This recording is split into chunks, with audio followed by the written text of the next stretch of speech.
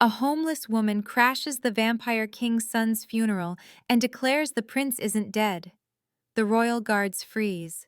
What no one knew, she could hear his faint heartbeat through the glass coffin, and the desperate vampire king would bargain anything, his throne, his blood, even ancient law, to save the one heir he thought he'd lost forever. The Cathedral of Eternal Night rises like a monument to sorrow, its Gothic spires piercing the November sky as if trying to wound heaven itself. Inside, the air hangs thick with incense and unspoken grief, centuries of vampire tradition pressing down on the assembled nobility like the weight of all their combined years.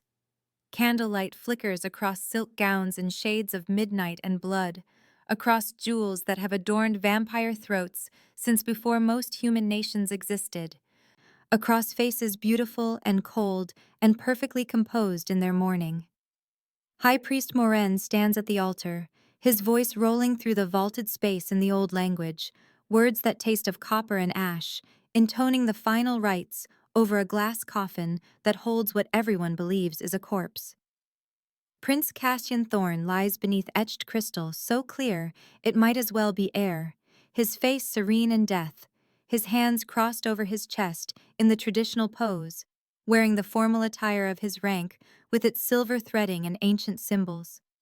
He looks like a sculpture of grief itself, 23 years frozen in perfection, and every eye in the cathedral cannot look away from that terrible stillness. Now please take a moment and subscribe to our channel and comment where you are watching from, and what time is it. It is always fascinating to see where these stories get all around the world. Thank you. The Vampire King sits on his throne at the front of the cathedral, Aldrich Thorn in all his ancient majesty, 6 feet 4 inches of controlled devastation wearing a mourning suit tailored to perfection, his midnight black hair shot through with silver at the temples like frost creeping through darkness. His hands grip the throne's armrests so tightly the ancient wood splinters beneath his fingers, tiny cracks spreading like lightning through oak that has survived 500 years of vampire kings, only to break now under the weight of a father's loss. His face reveals nothing, carved from the same stone as the cathedral walls, but his eyes betray him, ice blue and ancient. They stare at his son's coffin with an intensity that makes the air around him shimmer with barely contained power, grief transmuted into something dangerous, something that makes even the oldest vampires shift uncomfortably in their pews. This is his only child, his heir, the son born of an impossible love between vampire and human, the living proof that two species could create something beautiful together. Was. The word tastes like poison. Was his son. Was his heir. Was living proof. The official cause of death has been pronounced by Dr. Silas Vane himself, the most renowned vampire physician in 5 territories, a diagnosis delivered with the certainty of 300 years of medical practice. Sudden heart failure during a diplomatic mission to the human settlements, a tragic accident.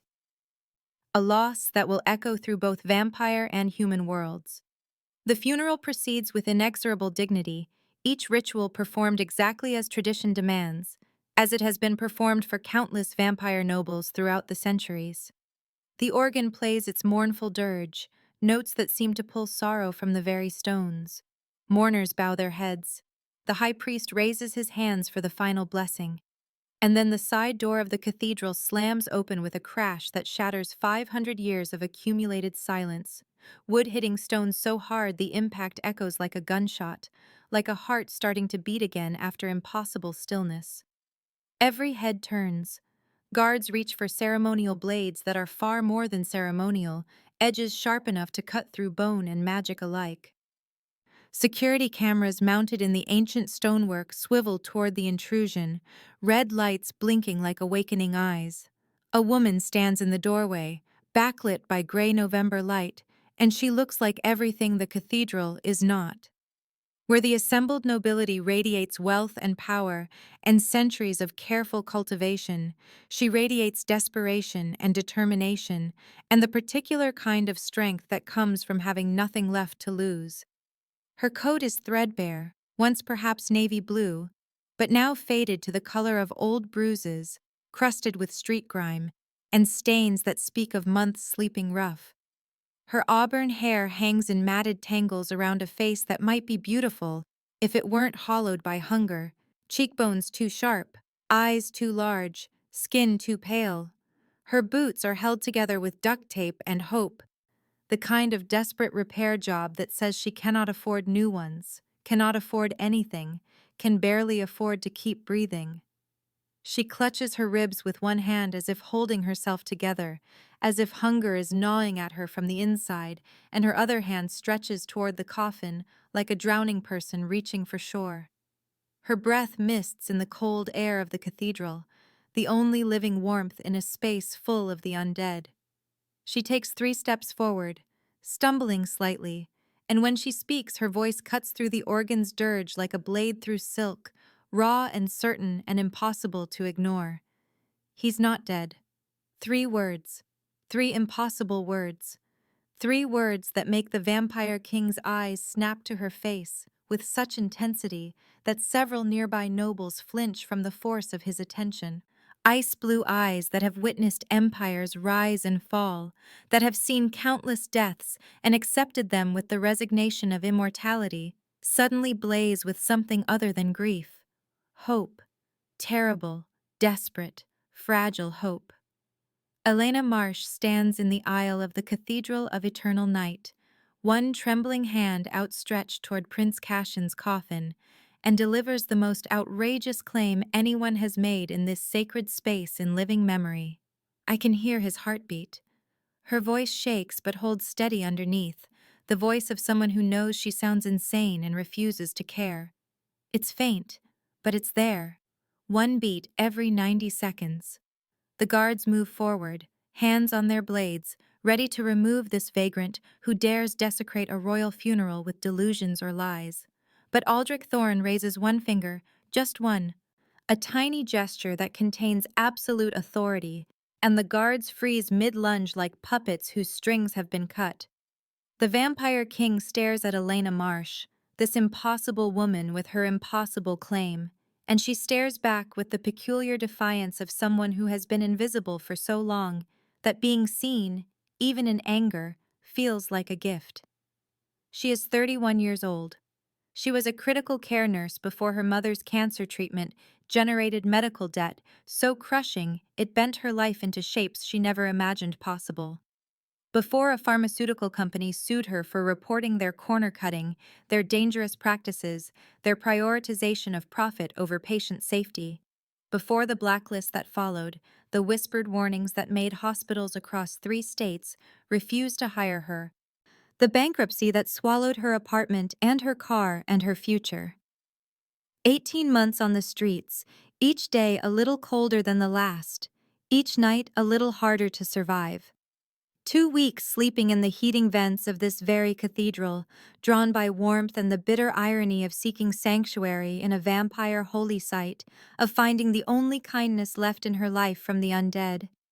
She had heard the heartbeat 3 hours ago during the vigil, when nobles filed past the coffin to pay their respects, and she huddled in the shadows above, trying to stay warm. A rhythm so slow, it registered not as sound, but as vibration through the stone floor, transmitted through ancient rock like a message in Morse code. 1 beat every 90 seconds. A pattern she would recognize anywhere after 10 years in critical care. After countless shifts monitoring patients on the edge of death. After developing the particular instinct that separates good nurses from great ones. Profound hypothermia. Suspended animation. Not death. Salvageable. High Priest Morin steps forward, his crimson robe sweeping across marble worn smooth by centuries of footsteps, his face a mask of outrage barely contained by religious decorum. Blasphemy, he intones, his voice carrying the weight of ecclesiastical authority. The prince was examined by our finest physicians. Dr. Silas Vane himself declared the cause of death. This vagrant disrupts sacred rites with fantasy born of madness or malice. Elena interrupts him, meeting his glare with exhausted defiance, the kind that comes from having nothing left to lose and therefore nothing left to fear. Vampire physicians, she says, her voice steadier now, fueled by professional certainty. Who would miss a human medical condition because your kind don't get hypothermia? Your scans read metabolic shutdown as death because you've never seen a human body fight to survive at 30 degrees below normal body temperature. You've never watched a patient's metabolism slow to almost nothing, heartbeat dropping to 1 beat per minute or slower, brain activity nearly flatlined, and then come back when properly rewarmed. You wouldn't recognize it. Why would you? You're immortal. You don't freeze. The vampire king descends from his throne, each step deliberate, power radiating from him like heat from a forge. Up close he is devastating in his beauty and his age, midnight black hair silver-touched, sharp cheekbones that could cut glass, eyes that have witnessed the rise and fall of human civilizations. He wears a mourning suit that cost more than Elena earned in 5 years of nursing, tailored to perfection, every stitch a testament to wealth so old it has forgotten its origins. But underneath the majesty, underneath the centuries of control, she sees something raw and human. A father's desperate prayer. "Prove it," he says, and his voice carries centuries of command, but underneath runs a current of such desperate hope it makes Elena's throat close. She approaches the coffin, aware of every eye tracking her movement, every guard's hand on their blade, every ancient vampire's barely concealed contempt. The glass is cold beneath her palm, etched with symbols she cannot read, prayers in languages dead before English was born. She presses her ear against it above where Cassian's heart should be beating, filtering out the whispers rippling through the assembled nobility, the rustling of silk and shifting of jewels, the ancient power humming through vampire veins around her like electricity through power lines. She closes her eyes and listens with every skill 10 years of critical care nursing taught her, listening past the surface to the deep rhythm underneath. There, like thunder 100 miles distant, like hope wrapped in impossible odds, like a heart that refuses to quit even when every medical instrument says it should. 90-second intervals, she whispers, opening her eyes to meet Aldrich's ice-blue stare. She sees recognition there, understanding of what it means to fight death when everyone else has surrendered, what it costs to keep hoping when hope seems like cruelty. He's hypothermic, core temperature probably below 70 degrees Fahrenheit. His metabolism crashed so low your instruments read it as flatline, but he's not dead. He's waiting. Dr. Silas Vane pushes forward through the crowd, 300 years old and silver-haired, wearing the particular arrogance of someone who has never been wrong, who has diagnosed and treated vampire nobility since before most modern medical techniques existed. Impossible, he declares, voice dripping venom and affronted pride. The prince was found in a sealed chamber, climate-controlled. This vagrant spins fantasies to earn favor or coin or attention.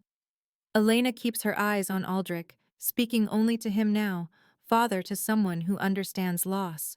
Was there a window, she asks? An air vent. Any old ventilation shaft near where he was found.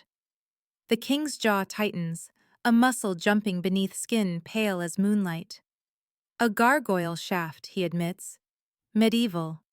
We assumed it was sealed.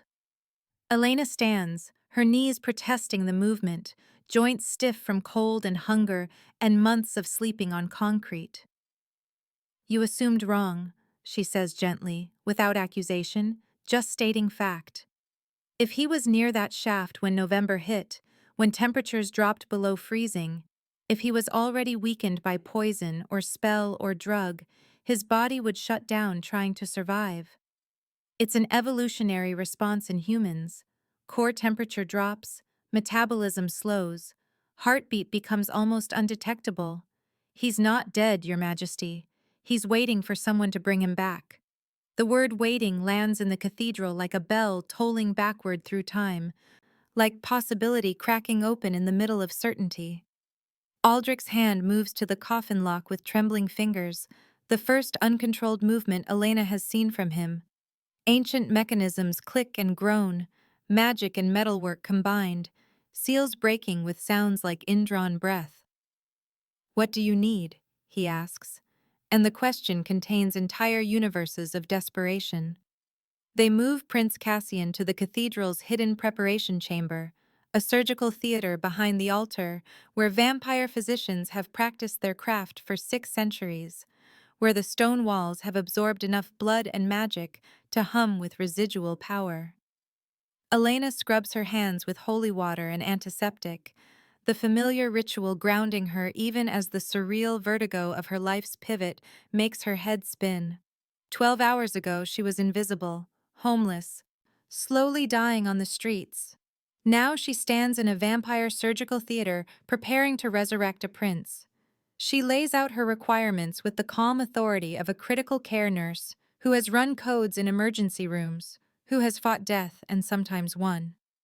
Heated blankets and graduated warmth levels, warm intravenous fluids, saline and electrolytes, cardiac monitors capable of detecting extremely slow heartbeats, a defibrillator on standby in case they need to shock his heart back into regular rhythm.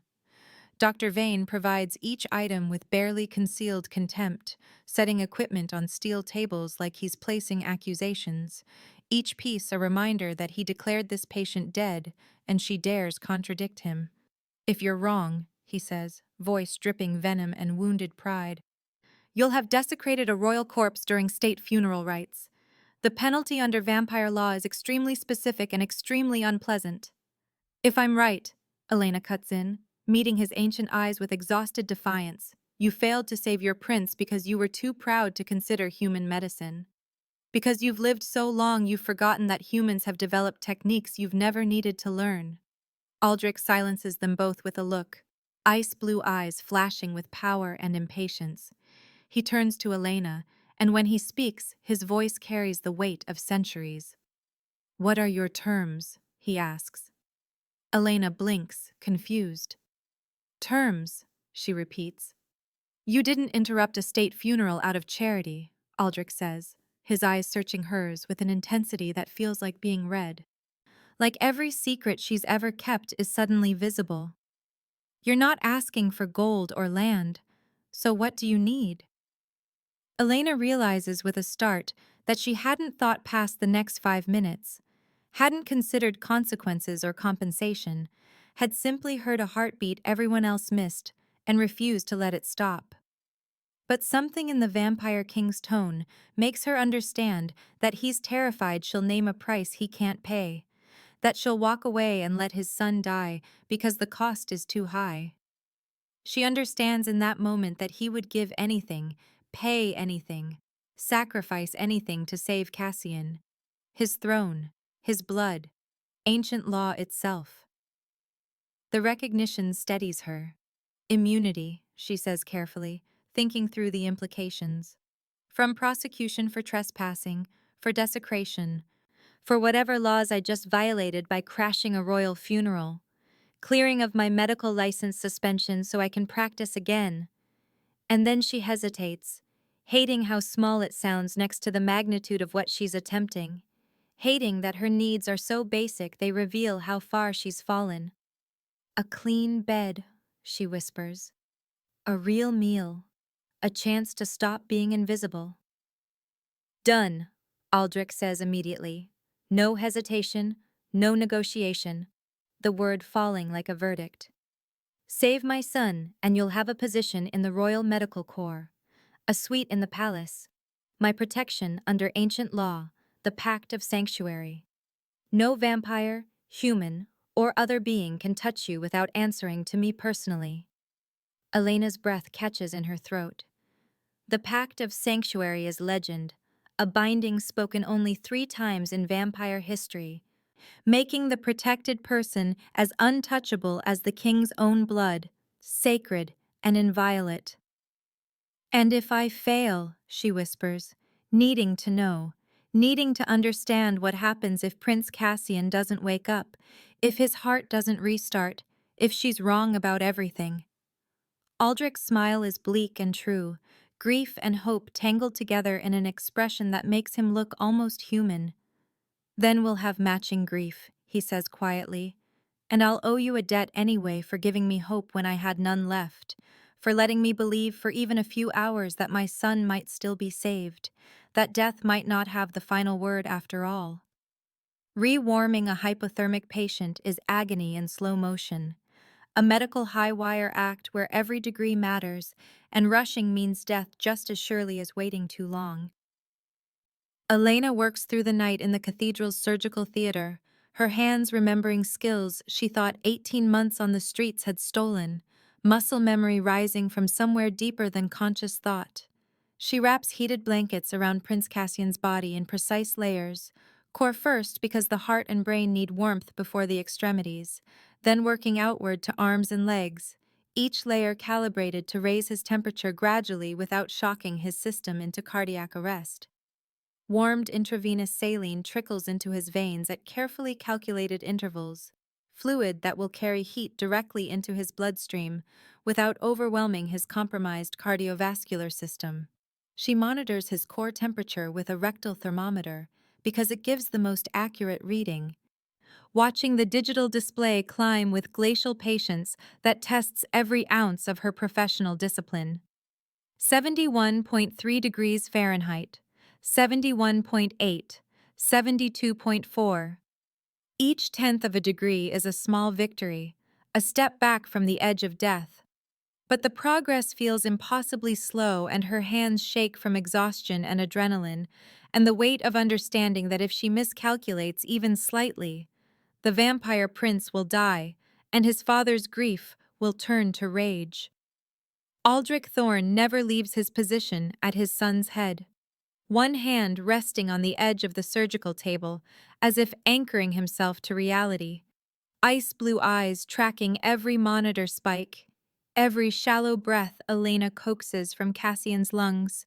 He stands utterly still in that way only vampires can manage, motionless as carved stone except for his eyes, which blaze with desperate attention, watching his son's chest rise and fall with a rhythm so faint it barely qualifies as breathing.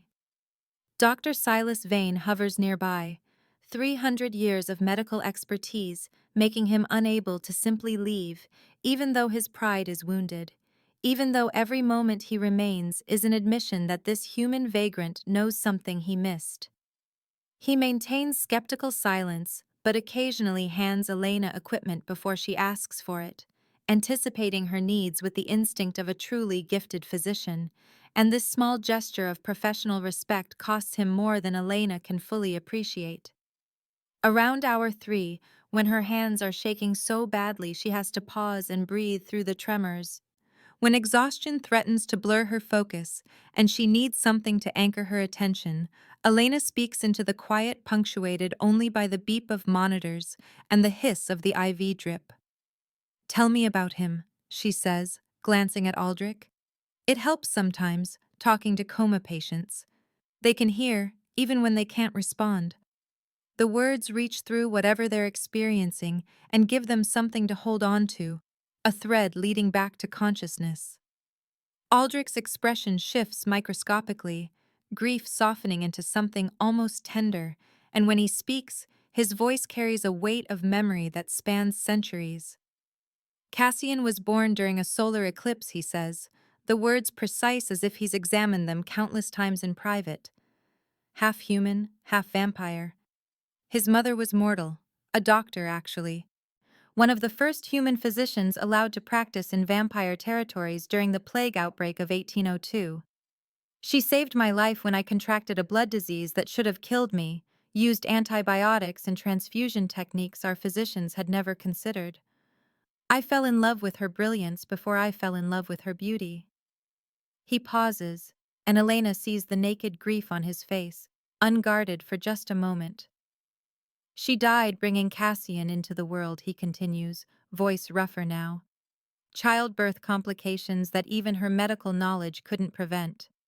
She made me promise to raise him to believe in peace between our peoples, to honor both halves of his heritage, to prove that human and vampire could create something beautiful together instead of only destroying each other. Cassian inherited my strength, my longevity, my political position, but he inherited her heart, her belief that medicine and diplomacy can solve problems that warfare only perpetuates. He was negotiating a new treaty when this happened, working to establish shared governance and interspecies protections, trying to fulfill his mother's vision. When someone tried to kill him, Elena finishes quietly, understanding clicking into place like puzzle pieces finding their positions. Their eyes meet over Cassian's still form, and the recognition passing between them needs no words. Yes, Aldrich says, and his voice drops into registers that promise violence, ancient and absolute.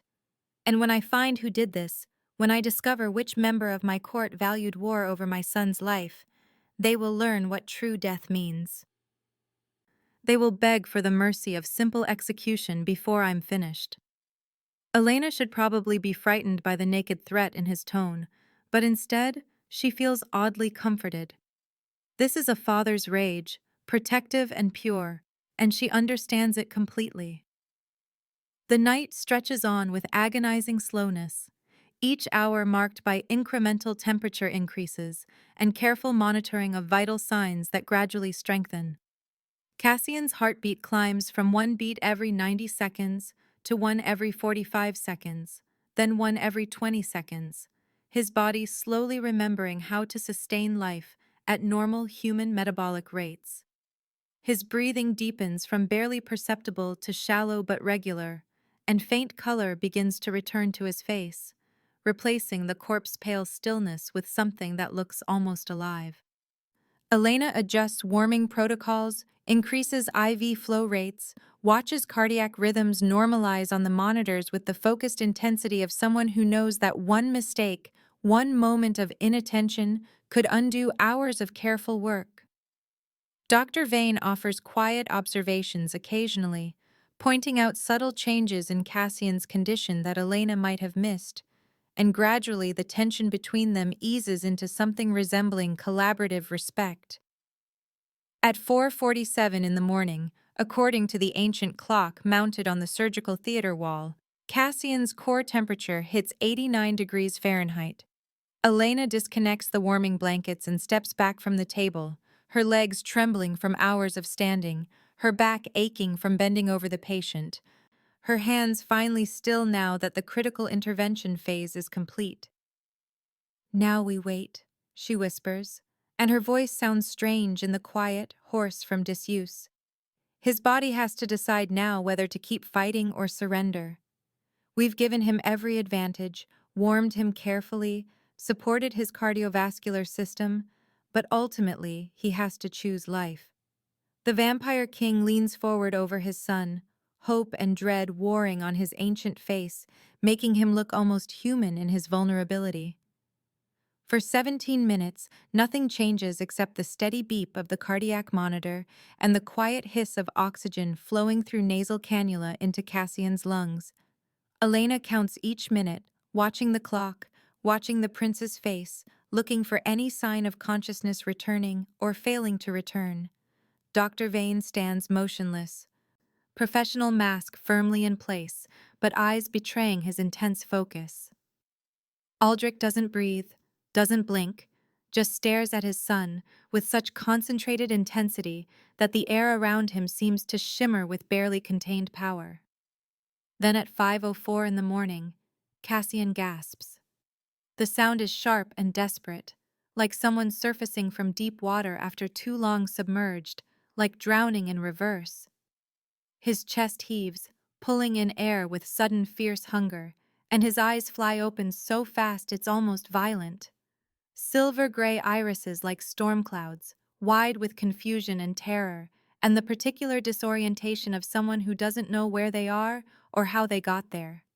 He tries to sit up, muscles jerking with uncoordinated strength, and Aldrich's hands land on his shoulders with gentle firmness, pressing him back down to the table with a father's instinctive protection. "Easy," the vampire king says, and his voice breaks on the word, centuries of control shattering under the weight of relief. Easy, my son. You're safe. You're in the cathedral surgical theater. You've been hypothermic, but you're warming now. You're going to be fine. But Cassian's gaze doesn't stay on his father, instead finding Elena where she stands exhausted and bedraggled at the foot of the surgical table, still wearing her threadbare coat over borrowed surgical scrubs, her matted auburn hair pulled back in a hasty attempt at hygiene. His silver-gray eyes lock onto hers with startling intensity, and when he speaks, his voice rasps like he's forgotten how to use it. You, he says, the single word carrying weight beyond its simplicity. I heard you. In the dark. When I was trapped in the cold, when everything was shutting down and I couldn't find my way back. I heard your heartbeat. Steady, human, alive. I followed it back. Elena's throat closes around words she can't form, emotion overwhelming her tired defenses, and she can only nod because speaking seems impossible. Dr. Vane moves in with post-resuscitation protocols, checking pupil response and grip strength and neurological function with the brisk efficiency of centuries of practice. But Cassian's hand shoots out with surprising strength and grips his father's wrist hard enough that Aldrich flinches slightly. The treaty, Cassian gasps, urgency cutting through his weakness. Father, listen. They poisoned me. Counselor Thane arranged it. He wants war with the human settlements, wants to use my death as justification for breaking the peace talks. The document proving his involvement is hidden in my chambers, sealed behind the third bookshelf in a compartment only I know about. You have to find it before he destroys the evidence. Aldrich's face goes absolutely still, rage and grief and deadly focus combining into something terrifying. We'll handle it, he says, but his voice promises violence. Rest now, Cassian. You're safe, and I will deal with Thane. But Cassian won't let go of his father's wrist, won't stop talking even though each word clearly costs him effort. He'll try again, the prince insists, his eyes finding Elena's once more. He'll come for her, the human who saved me. If I live, his plan fails. She's evidence, a witness, proof that someone intervened. They'll kill her to erase what she knows, to eliminate the obstacle she represents. You have to protect her. The words land in Elena's chest like a physical blow, understanding crashing over her in cold waves. She interrupted a funeral that was supposed to ignite human-vampire tensions, saved a prince whose death was meant to justify war, became a living symbol of cooperation between species that some faction desperately wants to prevent. She's not just a vagrant who got lucky anymore. She's a target. Aldrich understands before Elena fully processes the implications. His ancient mind already several moves ahead in whatever deadly political game is unfolding. The pact, Cassian breathes, his grip on his father's wrist, loosening as exhaustion pulls at him. Father, you have to invoke the full pact of sanctuary, not just the promise, the blood binding. Before word spreads that I'm alive, before Thane's allies learn that their plan failed. I already offered it, Aldrich says, turning to Elena with an expression that mixes determination and something that looks almost like fear, but not for himself, for her. But we must formalize it immediately, complete the ritual binding before dawn breaks, and the cathedral guards change shifts and information starts flowing through channels we can't control. Elena barely understands what's happening, still processing the revelation that she's somehow become entangled in vampire political conspiracy, when Aldrich lifts her right hand with careful formality and produces a ceremonial dagger from inside his coat. The blade is obsidian and silver, etched with runes that seem to move in the candlelight like living things, ancient symbols that predate written language. The Pact of Sanctuary requires blood, Aldrich explains, his voice taking on ritual cadence. Yours and mine, mixed and spoken over with the old words.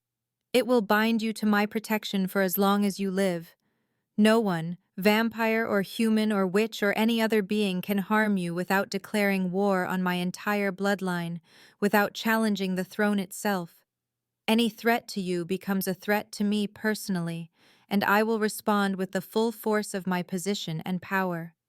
It's also permanent, Dr. Vane adds quietly, stepping forward with a warning that sounds almost kind despite his earlier contempt. You'll be tied to the vampire court forever, Miss Marsh, bound into our political structures, our alliances and rivalries, our blood debts and ancient obligations. You'll know secrets that humans aren't meant to know, be part of intrigues that span centuries. You can't unknow what you've learned here tonight, can't step back from what you're about to become. There's no returning to your old life, such as it was. Elena looks at Cassian, still pale but breathing steadily now, alive because she crashed a funeral and refused to let death win when everyone else had accepted it. She thinks of the heartbeat she heard when everyone else heard silence. The choice she made to speak up when staying quiet would have been safer. The moment when invisibility ended and consequence began. She thinks of the streets she's been sleeping on for 18 months, the cold and hunger and slow erosion of self that comes from being treated like she doesn't exist. She thinks of the choice between that invisible death and this visible dangerous life, where at least someone sees her, where her existence matters enough that people might kill her for it. Do it, she says, and her voice is steady despite everything. Aldrich cuts his palm with the ceremonial dagger, blood welling dark against his pale skin, ancient vampire blood that carries centuries of power. Then he cuts Elena's palm, and her blood is bright human red, warm and mortal.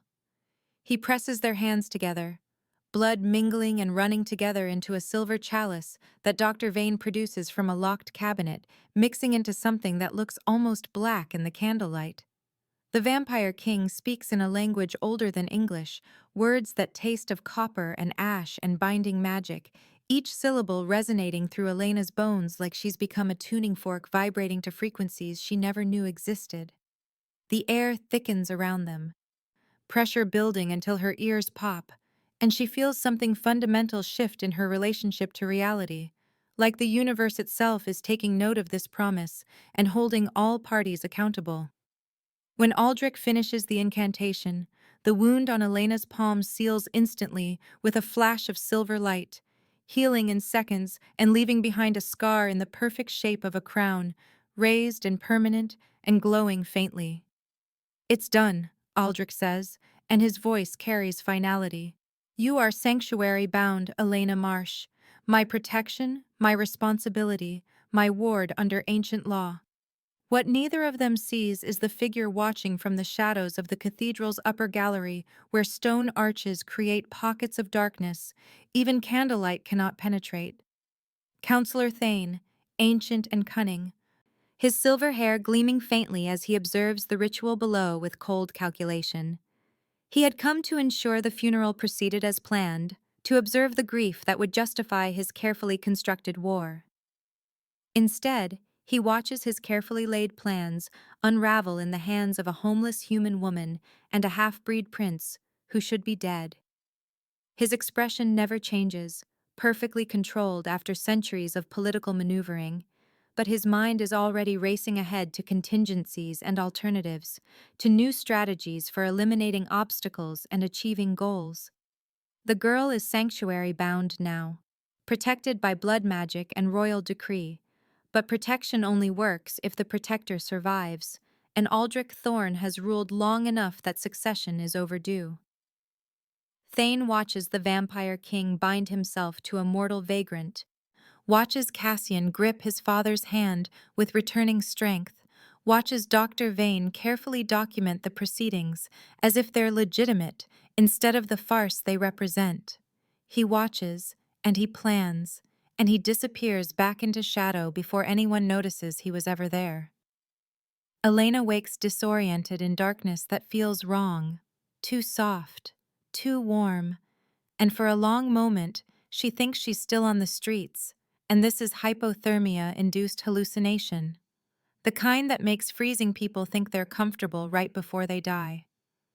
Then her eyes adjust and she realizes the darkness is just heavy curtains blocking morning light, and she's lying in a bed so soft it feels like floating, surrounded by silk sheets that whisper against her skin with a quality she hasn't experienced since before the bankruptcy, before the blacklisting, before 18 months of sleeping on concrete and cardboard. A fireplace crackles with real wood in the corner of the room, not the trash barrel fires she's huddled around for warmth, but an actual stone hearth with carved mantelpiece and brass tools, flames dancing over split logs that smell like cedar and pine. She sits up slowly, muscles aching from yesterday's marathon of standing over Cassian's surgical table, and stares at floor-to-ceiling windows that overlook a view she's only ever seen from alleys and underpasses, and the desperate hidden spaces between buildings. The vampire district of Ashenmoor spreads below her in the gray November morning, Gothic spires piercing low clouds like dark fingers reaching toward heaven, cobblestone streets running between buildings that predate modern architecture by centuries. The whole district saturated with old magic that makes the air shimmer faintly even in daylight. She's in the palace, she realizes with a jolt. Not the cathedral surgical theater, but actual royal quarters, given a room with a view that probably costs more per night than she earned in a month before losing everything. A knock at the door makes her flinch, street instincts flaring even in this protected space. A young vampire woman enters without waiting for permission, moving with the fluid grace that marks her species, maybe 19 in appearance, but carrying herself with the confidence of someone much older. She has kind eyes, dark and warm, and wears an interesting combination of designer dress and messenger bag slung across her body, like she's perpetually running errands between two different worlds. "Miss Marsh," the vampire says, smiling with genuine warmth. "I'm Mira, assigned as your attendant while you're staying in the palace. His Majesty requests your presence at breakfast in the sunroom when you're ready, but there's no rush." She sets down a neatly folded stack of clothes on a chair near the fireplace, then adds almost casually, "Oh, and Dr. Vane sent these over this morning." She produces an official-looking envelope from her messenger bag and hands it to Elena, who takes it with trembling hands. Elena opens the envelope with fingers that won't stay steady, pulls out heavyweight paper embossed with the seal of the Ashenmoor Medical Board, and reads words that punch through her chest like electricity. Medical license fully reinstated, all previous sanctions and blacklisting removed, credentials restored without conditions. Authorized to practice in all facilities within Ashenmoor jurisdiction and affiliated territories, signed by the board chairman and countersigned by King Aldrich Thorne himself, as witness to her professional competence. Her name, printed in formal typeface. Dr. Elena Marsh, critical care specialist. Her credentials that she thought were destroyed forever, suddenly returned like someone reached into the past and erased the bankruptcy and false accusations and systematic destruction of her career. Tears blur the text, and she blinks them away furiously, not wanting to cry in front of this vampire girl who's watching her with sympathetic understanding. "Thank you," Elena manages, voice rough. Mira just nods like she understands what this means. Which maybe she does after 70 years of watching humans struggle and lose, and sometimes get small pieces of themselves back. The clothes Mira brought are perfect, tailored to Elena's measurements, like someone took precise notes while she was sleeping. Dark slacks that actually fit her hips, instead of hanging loose from weight loss. A burgundy blouse in soft material that feels expensive against her skin. Low boots with good support that are broken in enough to be comfortable, but clean enough to be presentable.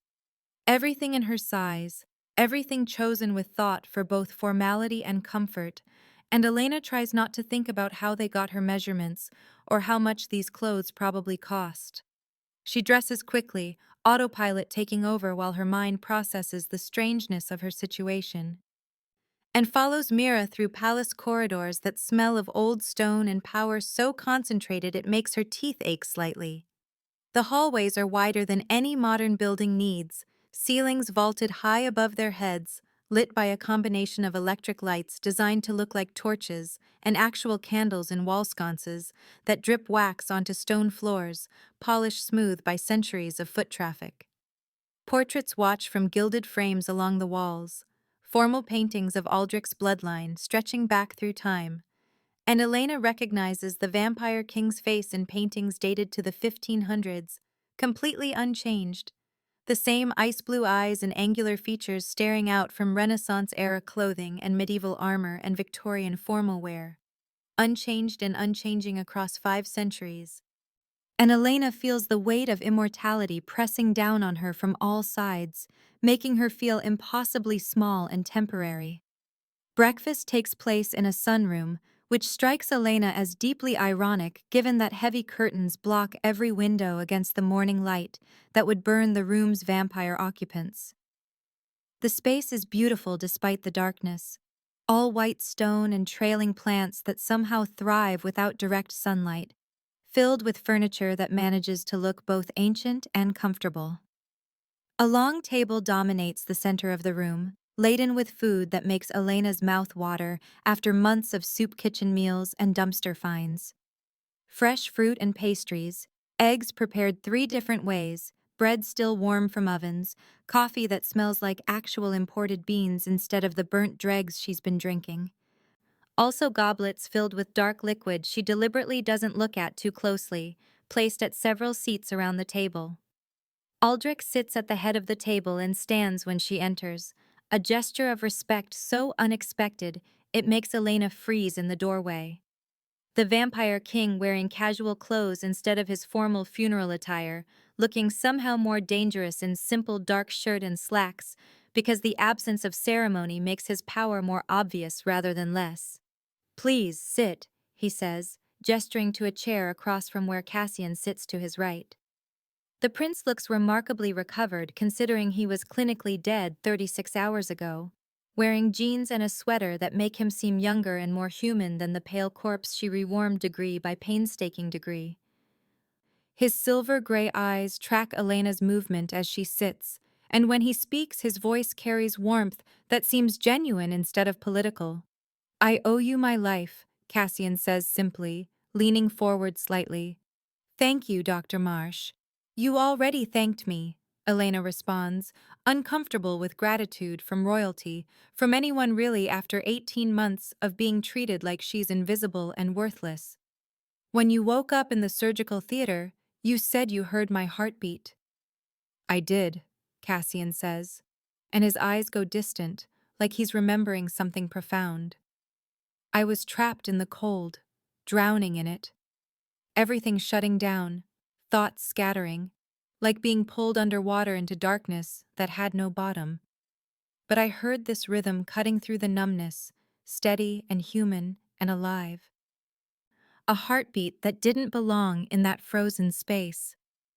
I followed it back to consciousness, used it like a rope pulling me up from the depths. You were my lighthouse in the dark." The metaphor lands soft and intimate between them, and Elena looks away first, discomforted by the intensity in his gaze. Aldrich clears his throat, breaking the moment with deliberate timing that suggests he notices the connection forming between his son and the human doctor. "We have a problem," the Vampire King says, voice dropping into business mode. "Councillor Thane has called for an emergency session of the High Council this afternoon, scheduled for 2 hours past noon. He's demanding an official explanation for the interrupted funeral and questioning the legitimacy of Cassian's resurrection. His formal complaint claims the revival violates natural law and threatens the sacred order of vampire society." "He's claiming I'm an abomination," Cassian corrects quietly, bitterness threading through his tone. "That my survival proves half-breeds shouldn't exist. That my mother's choice to bear a Dampier child was an affront to vampire purity. That allowing me to live undermines the fundamental separation between species that keeps our world stable." It's the same argument he's been making for 50 years, just with new excuse attached. Elena's jaw tightens with anger she doesn't bother hiding. "That's racist garbage designed to—" "Politics," Aldrich finishes, but his eyes flash agreement with her unspoken condemnation. Thane wants war with the human settlements outside Ashenmoor, has wanted it for decades. He believes vampires should rule absolutely instead of negotiating peace treaties and shared governance. Cassian's treaty would have prevented that war, established legal protections for humans, and created joint councils for dispute resolution. His death would have been blamed on human extremists, giving Thane the political pretext he needs to declare martial law and launch military campaigns against the settlements. Public grief over a murdered prince would have united vampire factions that normally oppose aggression, created momentum that even I couldn't have stopped without looking weak. So now he'll discredit the resurrection, Elena says, understanding clicking into place like tumblers in a lock. Make Cassian seem unreliable or unstable, make me seem like a charlatan or a witch who deceived everyone. Undermine the treaty before it's even signed by destroying the prince's credibility and questioning his judgment. If he can make the council doubt Cassian's fitness to negotiate, the treaty dies regardless of whether Cassian lives. Precisely, Aldrich says, and his smile is grim with the expression of someone who's played political games for centuries and recognizes the moves his opponents make. Which is why you'll attend the council session this afternoon, Dr. Marsh, as my personal guest, under formal sanctuary protection. Your presence will force Thane to make his accusations publicly instead of through backroom whispers, and public accusations can be publicly refuted. Elena swallows hard, suddenly understanding that breakfast isn't just hospitality, but preparation for walking into a room full of ancient vampires who may see her as either valuable witness or convenient scapegoat, depending on which serves their political interests better. The High Council meets in a circular chamber deep beneath the palace, carved from bedrock that predates the city above it, accessed through a spiral staircase that descends so far. Elena's ears pop from pressure changes. Stone walls are carved with the entire history of vampire civilization rendered in relief sculptures, beginning with origin myths at the top near the entrance, and spiraling downward through millennia of wars and treaties and cultural evolution. The domed ceiling high above their heads is inlaid with constellations that move in real time, stars shifting across black stone sky in patterns that track actual astronomical positions, achieved through some combination of magic and mechanics Elena can't begin to understand. 13 seats arranged in a circle around a central floor where petitioners stand, each seat carved from single blocks of stone and marked with the sigil of the bloodline it represents. Elena enters beside Aldrich, acutely aware of Cassian walking close behind her, and feels every pair of ancient eyes in the chamber track her movement with the focused attention predators give to unfamiliar creatures entering their territory.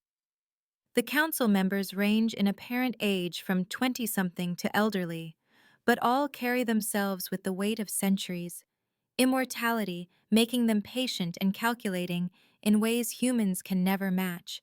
Councillor Thane sits directly across from the king's empty seat, positioned for maximum visual confrontation. Tall and silver-haired with aristocratic features and the kind of smile that predators wear right before striking. He wears formal robes that make Aldrich's casual authority seem almost disrespectful by contrast, playing the role of concerned statesman worried about proper protocol. Your Majesty, Thane says, rising and bowing with elaborate courtesy that barely conceals contempt. We are deeply relieved to see Prince Cassian recovered from his unfortunate condition, though we must question the highly irregular circumstances surrounding his revival. A homeless human interrupts sacred funeral rites, claims medical knowledge that our own court physicians apparently lack, and conveniently manages to save the prince when 300 years of vampire medical expertise declared him beyond help? Forgive my suspicion, but it reeks of staged theater, of political manipulation designed to achieve some hidden agenda we have not yet identified. Murmurs ripple through the council chamber, half the members nodding thoughtful agreement, while others watch Aldrich to see how he'll respond to the challenge. Aldrich remains standing, doesn't take his seat, because sitting would suggest he's accepting Thane's framing of the situation as legitimate debate rather than transparent political attack. Dr. Elena Marsh is a licensed critical care specialist with credentials now fully reinstated by our medical board, the Vampire King says, voice carrying absolute authority that fills the circular chamber. She identified hypothermia that our physicians missed because vampire physiology runs cold naturally, and our medical tradition has never developed protocols for treating temperature-related death in Dampier patients who maintain partial human metabolism. She applied human emergency medicine techniques that saved my son's life when our methods had already failed.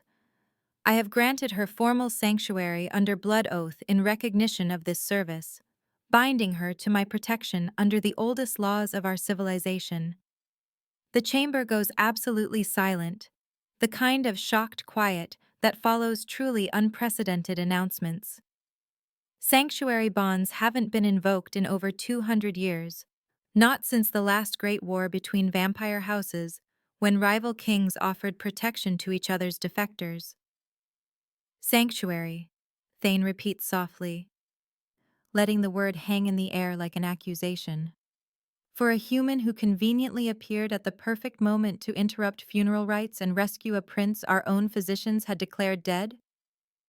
Your Majesty, with the greatest respect, I must suggest a more likely scenario that explains these convenient coincidences. This woman was part of the original plot to poison your son, participated in the assassination attempt from the beginning. She administered the poison or facilitated its delivery, then deliberately saved Prince Cassian at the last possible moment to gain your trust and gratitude, infiltrate the palace through your emotional vulnerability, and position herself to sabotage the peace treaty from within our own court. It's a classic intelligence operation, exactly the kind of long-game strategy the human resistance employs. Elena's blood runs cold, shock and fury warring in her chest because the accusation is so absurd and yet so carefully constructed to explain away every piece of evidence that proves her innocent. That's completely absurd, Cassian says, standing abruptly enough that his chair scrapes against stone. She had no motive, no prior contact with anyone in the court, no opportunity to. Didn't she? Thane interrupts smoothly, producing a leather folder from beneath his robes. He opens it and begins reading with the tone of prosecutor presenting damning evidence. Elena Marsh, 42 years old, formerly employed as critical care specialist at Ashenmore General Hospital until her bankruptcy 3 years ago due to medical debt from her daughter's cancer treatment. Blacklisted from hospital nursing after refusing to participate in fraudulent billing practices, which she framed as whistleblowing, but which investigation revealed was actually cover for her own theft of medications. Desperate for money and social position, politically vulnerable, exactly the profile that human resistance recruiters target for infiltration operations. He slides photographs across the stone floor toward the center of the chamber, glossy prints that skitter to a stop where everyone can see them. Images of Elena from weeks ago, accepting a sandwich from a man wearing a resistance armband outside a soup kitchen, the two of them appearing to have an extended conversation. I was hungry, Elena says, voice shaking with fury that she barely controls. That man handed me food at a charity kitchen. I ate it. I didn't join a resistance movement or receive instructions for espionage. I was homeless and starving, and someone offered me a sandwich. That's not conspiracy, that's basic human survival. Or, Thane counters with poisonous reasonableness, you were receiving final instructions before executing your infiltration plan. The timing is remarkably convenient, Miss Marsh. 3 weeks ago you received this sandwich and have this conversation. 2 weeks ago you're observed sleeping in cathedral heating vents. 1 week ago you're seen near palace service entrances. Yesterday you interrupt a royal funeral at precisely the right moment to save a prince you claim to have diagnosed by hearing a heartbeat no one else could detect. This is either the most unlikely series of coincidences in history, or it's a carefully orchestrated operation. Aldrich's rage fills the chamber like a physical force, power radiating from him in waves that make the air pressure increase until Elena's ears hurt. "Counselor Thane, you overstep your authority and insult my judgment," the Vampire King says, voice dropping into registers that promise violence. "Elena Marsh saved my son's life. Your accusations are baseless political theater designed to—" Based on extensive evidence, Thane interrupts with smooth confidence, compiled over 3 weeks of investigation. Miss Marsh has been seen near the palace and cathedral multiple times before the funeral, far more frequently than random chance would explain. Sleeping in cathedral heating vents that provide view of the royal wing. Observing guard rotation schedules from positions that suggest surveillance rather than mere shelter seeking. Accepting food and instructions from known resistance operatives. Maintaining connection to medical networks despite her supposed homelessness. All behaviors entirely consistent with intelligence gathering operations, not the desperate survival activities she claims. He's twisting everything, Elena realizes with sick horror. Her desperation, her homelessness, her simple human need for warmth and shelter, all reframed as espionage. Her medical background that she couldn't erase even when sleeping on streets, reinterpreted as evidence of ongoing professional connections, instead of just skills she couldn't forget. Every choice she made to survive now used as proof of conspiracy. Cassian stands abruptly, anger making his Dampier nature more visible as his eyes flash with inherited vampire intensity. "Then let me provide counter-evidence." "Counselor Thane, where were you the night I was poisoned? The night someone added nightshade derivative to my dinner wine in concentrations designed to induce hypothermia in Dampier physiology without triggering immediate symptoms that would have brought help before the damage became fatal?" Thane's smile doesn't falter even slightly, expression remaining perfectly controlled. "In my estate on the northern edge of the district, hosting a dinner party for the trade guild representatives. 12 witnesses can confirm my presence throughout the entire evening, Your Highness. I was nowhere near your chambers or the kitchens when the poisoning occurred. Vampire witnesses," Cassian says with heavy emphasis. "Who answer to you politically, who owe you favors and allegiances, whose testimony is worthless because you've had centuries to build networks of obligation. Father, the proof I mentioned when I woke is in my chambers, sealed behind the third bookshelf in the hidden compartment only I know about. Documents proving Thane's involvement in the assassination plot, correspondence between him and extremist factions. We need to retrieve them immediately. Your chambers have been sealed during your funeral preparations," Thane says, and his tone carries just the right note of procedural concern, "and subsequently searched by palace security for evidence related to the assassination attempt, per standard protocol. We found nothing suggesting my involvement or anyone else's beyond the single corrupted servant who administered the poison and who conveniently died by suicide before interrogation could reveal his employers." "Very convenient," Cassian says bitterly. "Because you removed the evidence after poisoning me, cleaned up your conspiracy before I could expose it." "This is getting us nowhere," Aldrich says, cutting through the argument with royal authority. He turns to address the full council, making this about their judgment rather than Thane's accusations. "I call for a right of truth under the old laws. Dr. Marsh will submit to formal questioning under blood oath, speaking truth that cannot be deceived or hidden. If she's lying about anything, we'll all know immediately, and I will revoke sanctuary myself. If she's innocent, as I believe, these accusations end permanently, and Councillor Thane will formally apologize for impugning my judgment and my guest's honor." The council members exchange glances, the proposal clearly unexpected but difficult to refuse. The right of truth is ancient magic, binding and absolute, impossible to deceive because the vampire blood forces truthfulness at neurological level. "I accept," Elena says before anyone can object, or before she fully thinks through what she's agreeing to. Her voice rings clear in the chamber despite her terror, because she knows she's innocent, and knows that proving it publicly is her only chance to survive whatever political game is being played around her.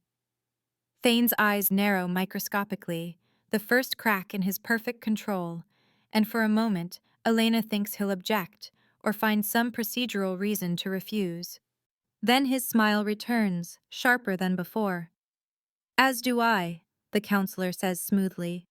Let truth be revealed, and let us all accept whatever is discovered. What Elena doesn't know yet, what no one bothers to explain before she agrees, is that the right of truth requires drinking vampire blood directly from the vein. And once you've tasted it, once vampire blood enters your system and creates that connection, it never fully severs, binding you to vampire society in ways that go far beyond legal protection or political alliance. The rite of truth is conducted at midnight in the Palace Blood Chapel, a room Elena immediately hates with visceral intensity that goes beyond aesthetics into pure instinctive revulsion. The walls are dark crimson stone that looks like congealed blood in the flickering light from candles set in iron sconces, each flame casting shadows that move wrong, too slow and too deliberate to be natural firelight.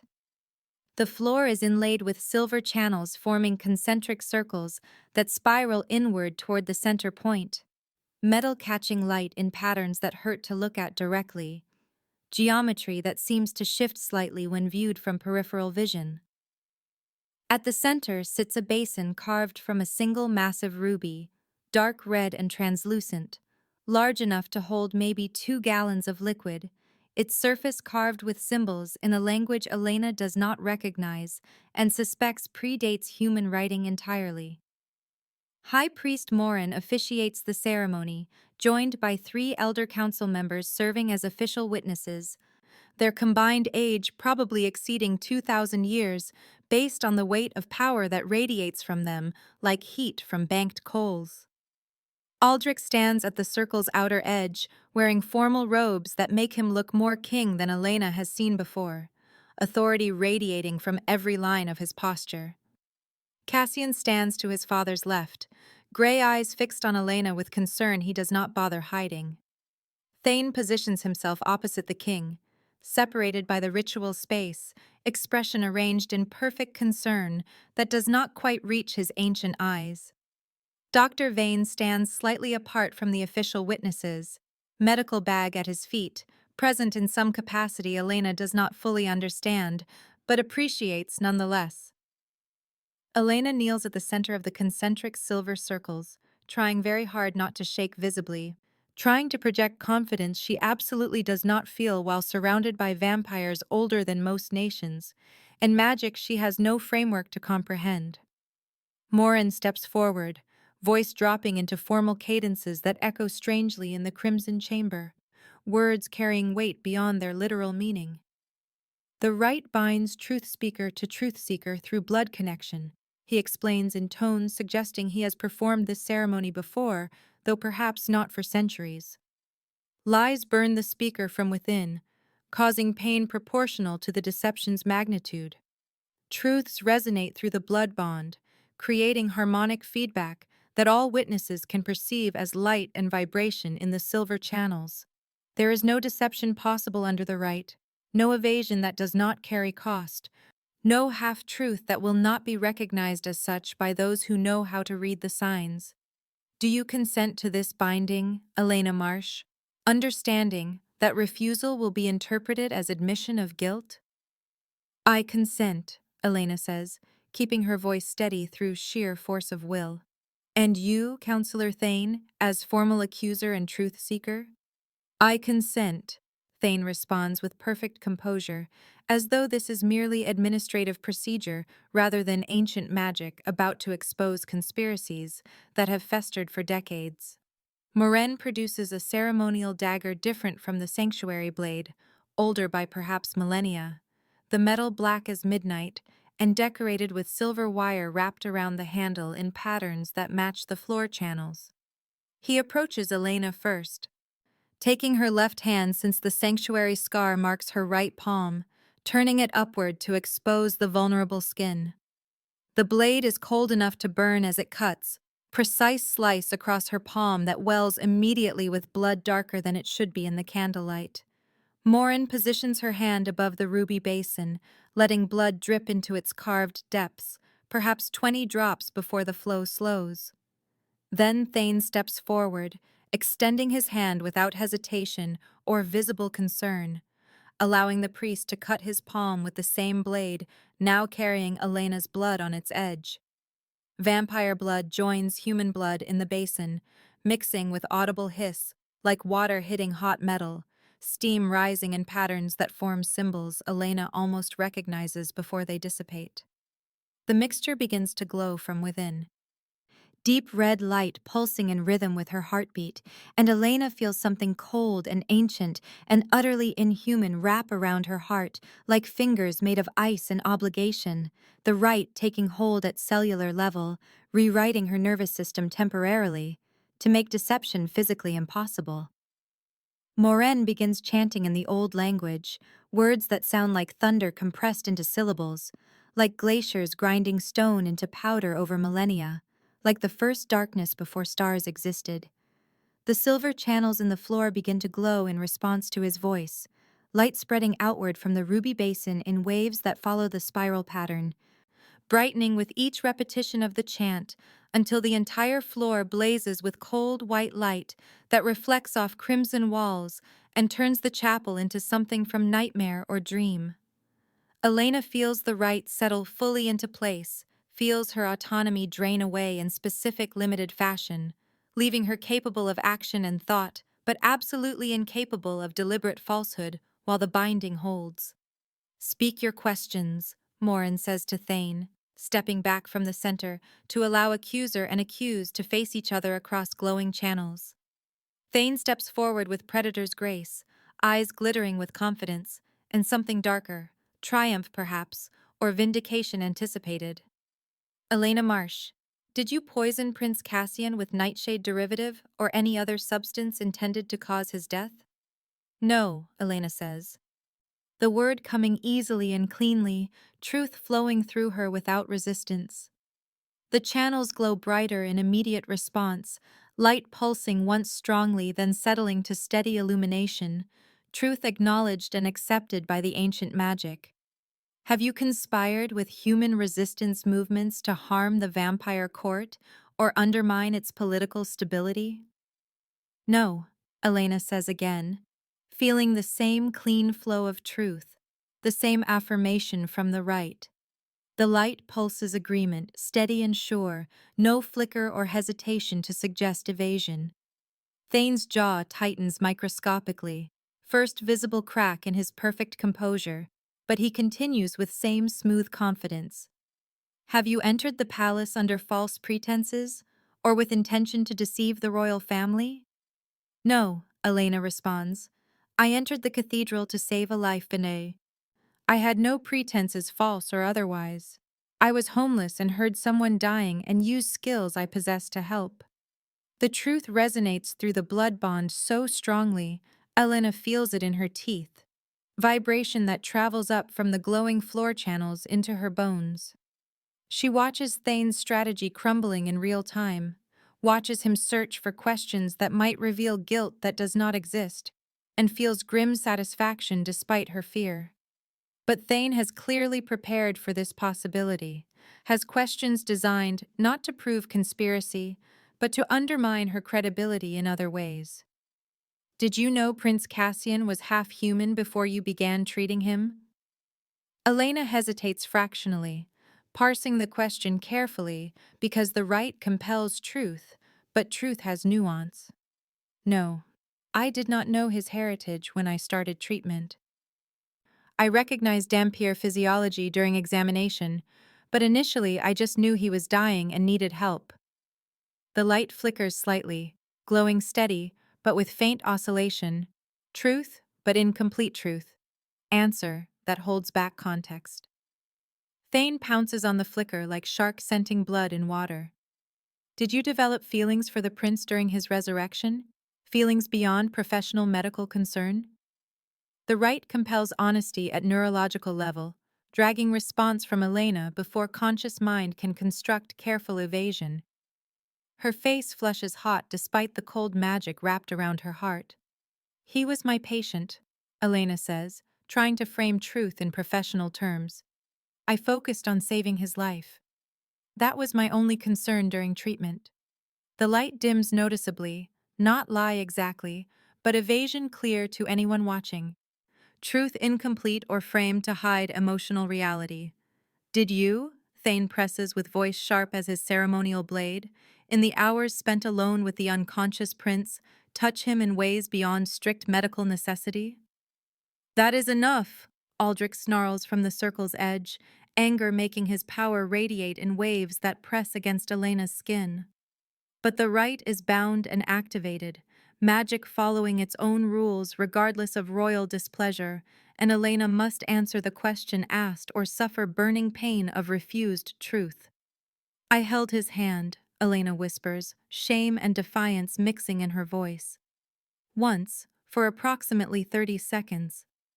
When his core temperature spiked during rewarming, and I thought he might seize from the rapid change. I needed to ground him, to let him know through touch that he was not alone in the dark. It was comfort, not romantic gesture. It was medicine." The light blazes brilliant white, so bright Elena has to close her eyes against the glare, pure truth acknowledged with intensity that makes the ruby basin ring like struck bell. The sound fills the chapel, resonates in Elena's chest, carries absolute certainty that leaves no room for doubt or reinterpretation. Cassian's expression softens visibly, something like wonder crossing his face, and Elena cannot look at him directly. Thane looks furious for the first time, composure cracking to reveal the rage beneath his aristocratic mask. "My turn," Elena says suddenly, surprising herself as much as everyone watching. The words come from some deep place of anger and injustice, from 18 months of being accused and dismissed and treated like her truth does not matter. Morin blinks in visible surprise, ancient eyes widening fractionally. "The right allows the accused to question the accuser under the same binding," he says slowly. "It is rarely invoked, most people do not know the provision exists, but the law is clear and the magic will support it if you formally request reversal." "I invoke it," Elena says, standing despite the protocol that probably requires her to remain kneeling. The blood connection thrums between her and Thane, bridge of magic and compelled truth that now flows both directions. "Counselor Thane, did you personally poison Prince Cassian?"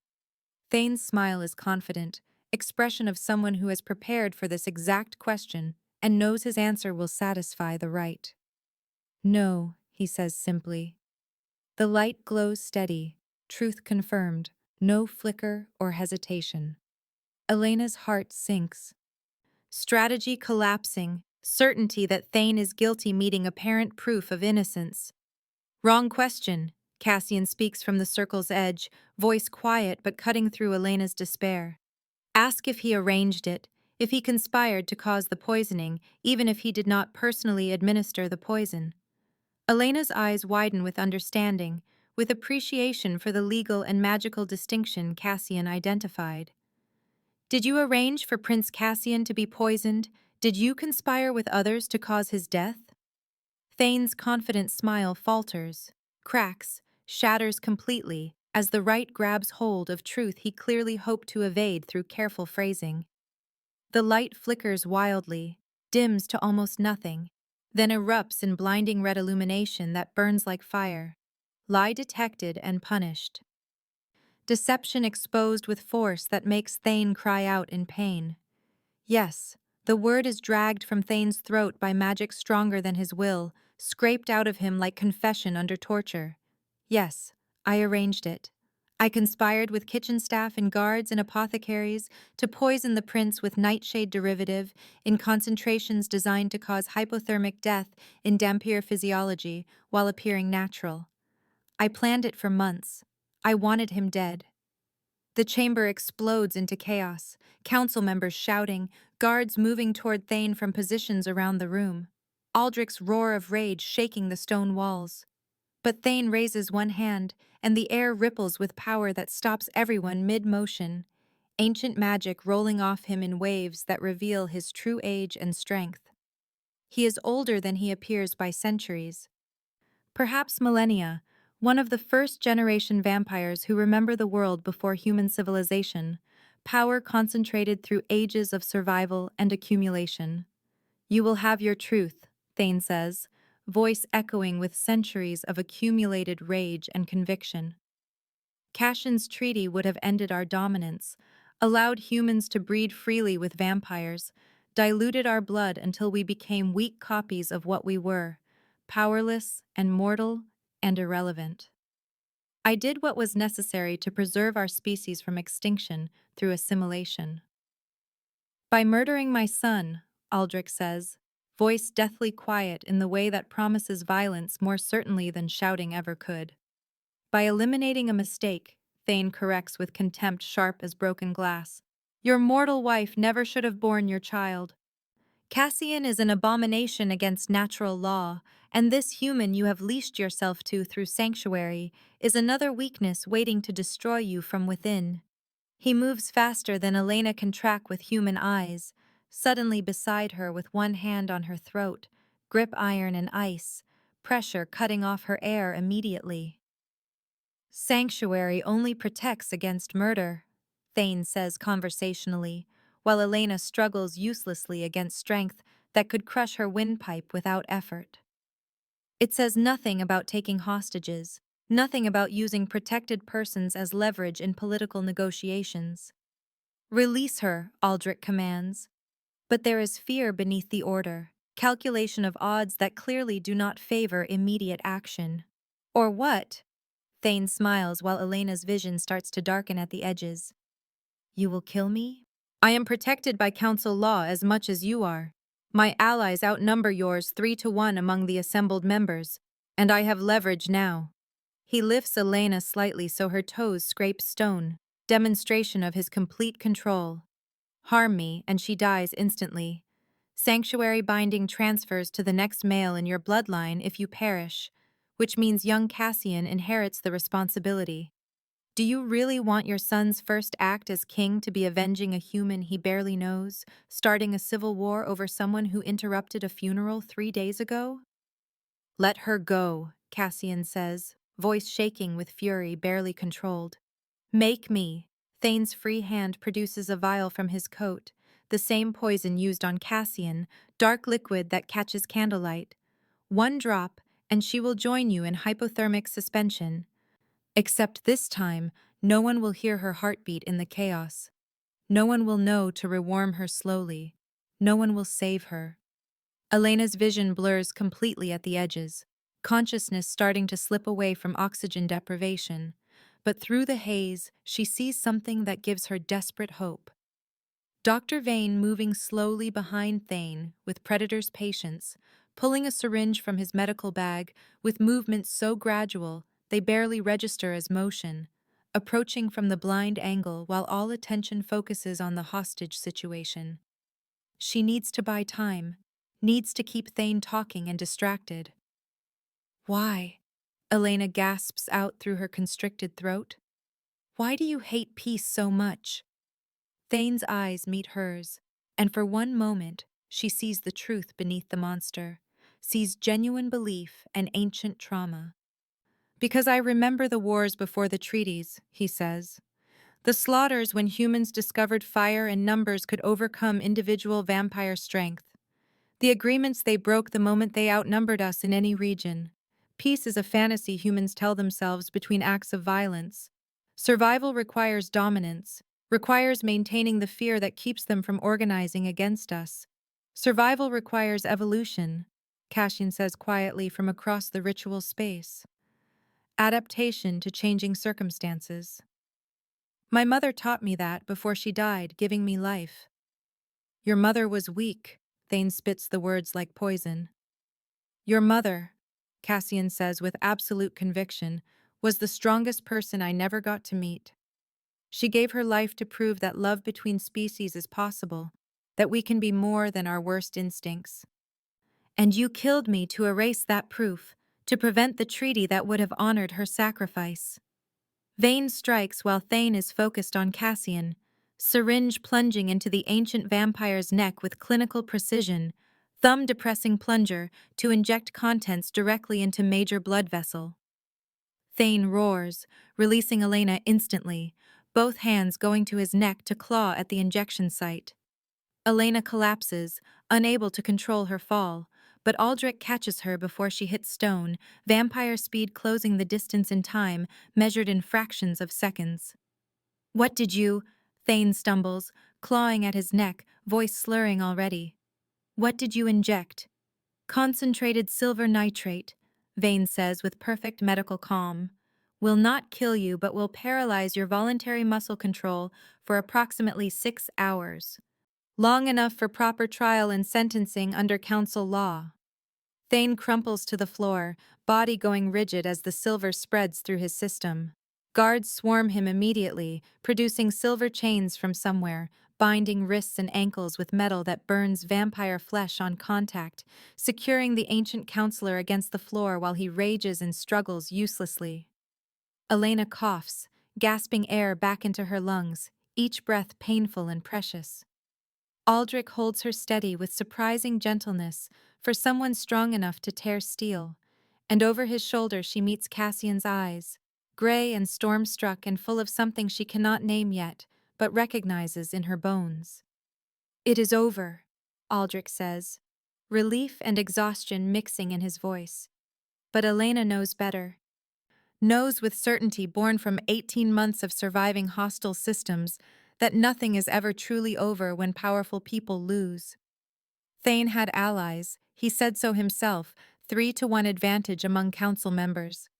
And she just became the visible symbol of everything they hate, the human who exposed their conspiracy and humiliated their leader and proved that vampire supremacy is built on lies and fear. Elena spends the next 3 days in the palace medical wing, not as patient requiring care, but as staff member with actual employment for the first time in 18 months. Dr. Vane, grudgingly impressed by her competence during Cassian's resurrection and her performance under the Right of Truth, offers her a formal position as human physiology consultant to the vampire medical establishment. "Most vampire physicians train in human medicine academically," he explains with slight condescension that does not quite hide genuine respect, studying textbooks and cadavers, but never actually treating living human patients with active pathology. Elena lived it, practiced emergency medicine in understaffed hospitals where theory met desperate reality, accumulated knowledge that no amount of academic study can replicate. She accepts the position without hesitation, barely pausing to consider the implications before agreeing. The alternative is returning to the streets, to sleeping in cathedral vents and begging for soup kitchen meals, and slowly freezing through another winter. And after tasting warm beds and regular meals, and the simple dignity of being treated like a professional instead of invisible garbage, she is not ready to surrender that comfort. The salary Vane quotes is less than she made before the blacklisting, but more than enough to rent actual housing, to rebuild something resembling normal life. Cassian visits daily, ostensibly for follow-up examinations to ensure no lasting damage from the hypothermia and nightshade poisoning. Elena checks his vitals with clinical thoroughness, measuring core temperature and heart rate and neurological responses, documenting his recovery in detailed charts that Vane reviews with approval. But the medical examinations take maybe 15 minutes, and Cassian's visits stretch to 2 hours, then 3, falling into conversations that range far beyond professional boundaries into territory. Elena knows she should probably discourage but cannot quite bring herself to end. They talk about his mother, the human doctor named Sarah who met Aldrich during a plague outbreak 2 centuries ago, saved the vampire king's life with antibiotics that vampire medicine had not yet discovered, fell impossibly in love despite every reasonable objection. Sarah chose to bear Cassian knowing the pregnancy would kill her, Dampier births draining human mothers of life force in ways vampire medicine still does not fully understand, trading her existence for her son's with full knowledge and zero regret, according to the letters she left behind. They talk about Elena's past, medical school attended on scholarships, and student loans that buried her in debt before she ever started earning. Her mother's cancer that consumed their savings and her emotional reserves. The lawsuit when she reported a pharmaceutical company for cutting corners on sterility protocols and falsifying safety data. The company had powerful lawyers and political connections, launched counterclaims accusing Elena of theft and incompetence, destroyed her reputation systematically until no hospital would risk employing her. They destroyed you for telling the truth, Cassian says one evening, sitting on the exam table while Elena reviews his latest blood work results. His tone carries anger on her behalf, outrage at injustice committed against someone he barely knows but has decided to care about anyway. They destroyed my career, Elena corrects, not looking up from the lab reports. I am still here. I survived. Barely. Cassian's voice is soft but insistent. Elena, you were dying on the streets. Slowly, incrementally, but dying nonetheless from exposure and malnutrition and despair. What made you crash my funeral, truly? What made you risk everything to save a stranger? Elena is quiet for a long moment, considering the question seriously, examining her own motivations with clinical honesty. I heard your heartbeat, she says finally, setting down the charts to meet his eyes. And I knew everyone else was wrong about you being dead. I could not walk away from that. From someone giving up on you when you were still fighting to survive. Like they gave up on you, Cassian says, understanding clear in his gray eyes.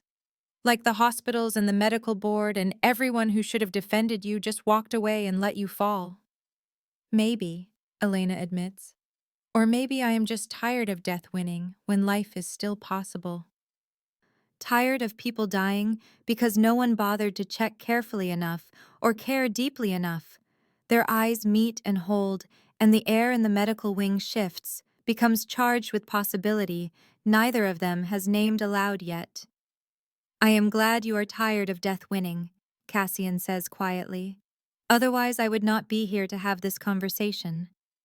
Counselor Thane's trial is public, broadcast across both vampire and human territories through technology that bridges the usual separation between communities. The first joint legal proceeding in over a century, designed to demonstrate the treaty's vision of shared justice. Aldrich presides as chief magistrate, seated in judgment over the counselor who tried to murder his son, maintaining perfect judicial composure despite the personal stakes. A jury of 6 vampires and 6 humans sits in special chamber constructed for the occasion, selected through process stipulated by the not yet ratified treaty Cassian nearly died negotiating. Thane, bound in silver chains that burn his skin wherever they make contact, offers no defense against the charges. Instead, he turns his trial into political theater, transforms the proceeding into platform for broadcasting his ideology to millions of watching citizens. I stand guilty of protecting vampire purity, he declares, voice ringing through the packed courtroom with conviction that makes even his enemies pause. Guilty of preventing our extinction through gradual dilution of our bloodline. Prince Cassian's mother was the beginning of this erasure, half-breed offspring legitimized through royal decree, interspecies marriage normalized and celebrated instead of prohibited. Within 3 generations, true vampires will cease to exist, bred out of existence by human DNA that overwhelms our recessive traits. The human jurors look uncomfortable, shifting in their seats, clearly unsettled by framing that positions their very existence as existential threat. The vampire jurors look conflicted, some nodding slightly in agreement with Thane's underlying concerns, even as they prepare to convict him of attempted murder. Elena, seated in the witness gallery wearing clothes nicer than anything she owned before homelessness, feels her stomach turn with sick realization. Thane is not defending himself against the charges. He is recruiting supporters, using his trial as propaganda broadcast to seed his ideology in minds across both territories. Cassian takes the stand as primary victim, wearing formal court attire that makes him look every inch the prince and treaty negotiator. Counselor Thane did not just poison me, he testifies with quiet intensity. He poisoned the possibility of peace between our peoples.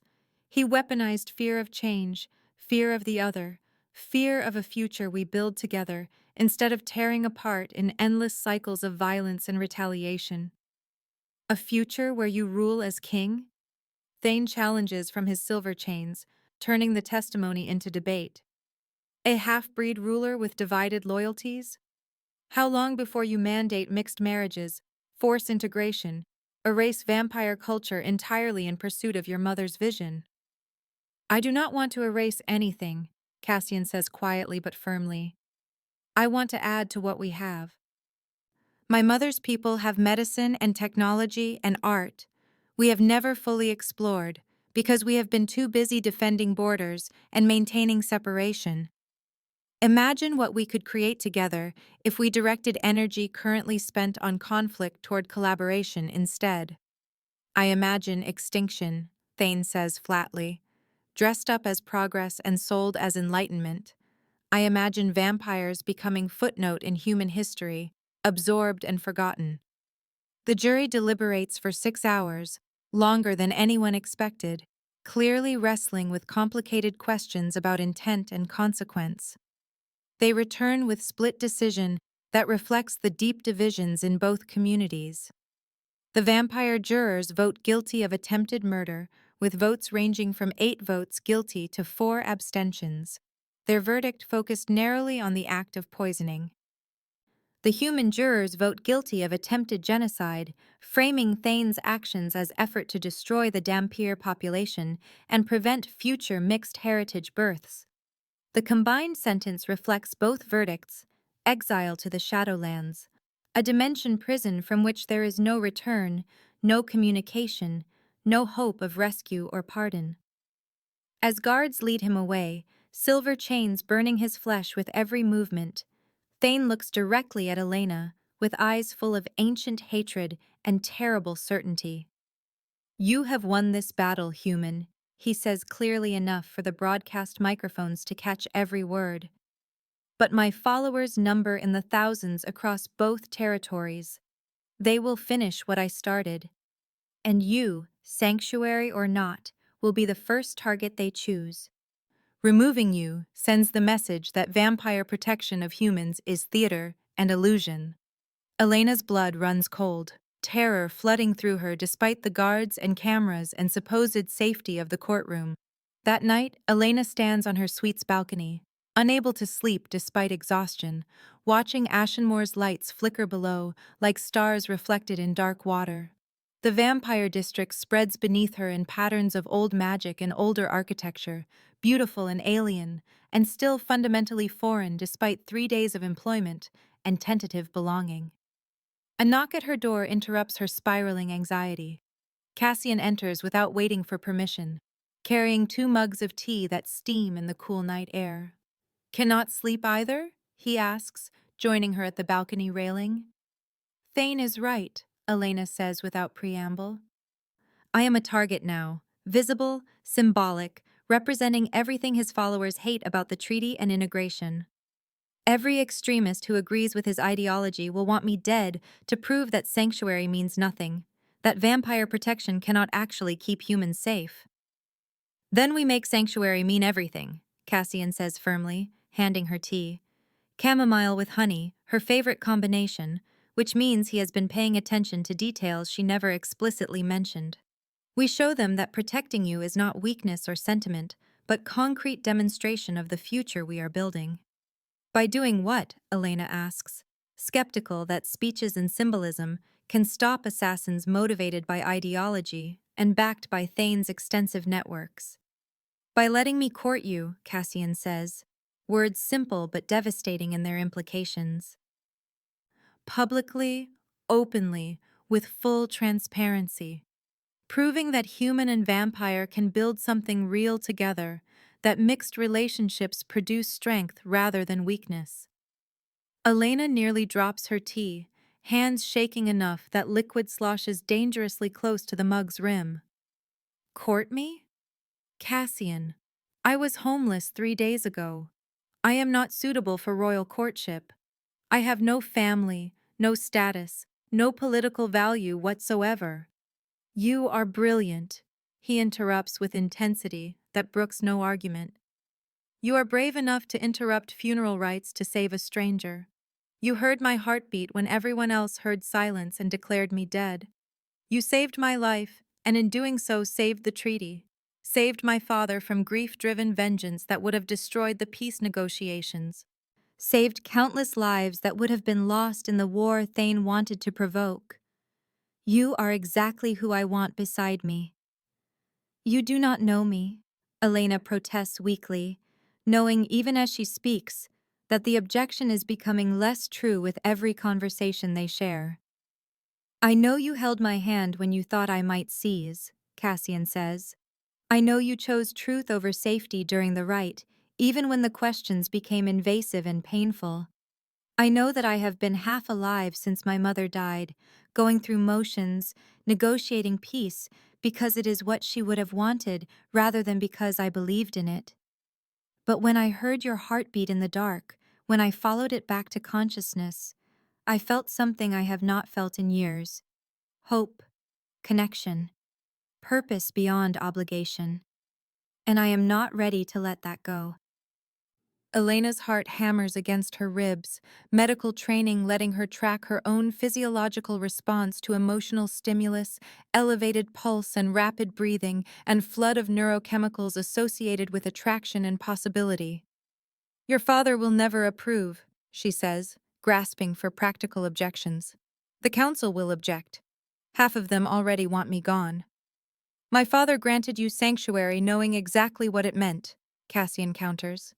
Knowing it would bind our bloodlines together, create obligations and connections. And the council just watched Thane get sentenced to dimensional exile. They are scared, uncertain, looking for leadership that offers stability. They will follow whoever demonstrates strength and vision. He steps closer, close enough that Elena can feel warmth radiating from his body. Dampier metabolism running hotter than full vampires. I am not asking you to marry me tomorrow or make permanent decisions under pressure. I am asking permission to see where this goes, to explore what might be possible between us, if you want that.